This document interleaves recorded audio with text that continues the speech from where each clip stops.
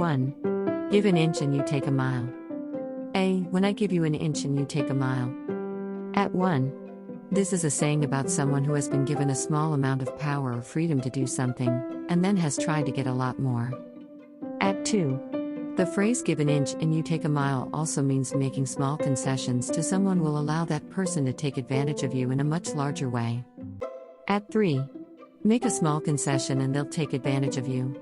For example, I told her she could borrow the car for one day and she's been gone a week. This expression, in slightly different form, was already a proverb in John Haywood's 1546 collection, give him an inch and he'll take an L. The use of mile dates from about 1900. At 4. L means a former measure of length, equivalent to 6 handbreadths, used mainly for textiles, locally variable but typically about 45 inches in England and 37 inches in Scotland. B. It is important that we know where we come from, because if you do not know where you come from, then you don't know where you are, and if you don't know where you are, you don't know where you're going. And if you don't know where you're going, you're probably going wrong. C. Doesn't it sound familiar? Sometimes we are guilty of it. Most of the times, we unconsciously do it without realizing it. We can't see it but others can. D. We started in a humble beginning.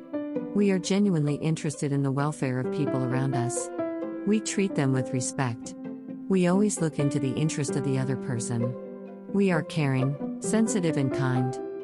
E. Through time, we begin to change. We no longer put the other person first. We become selfish.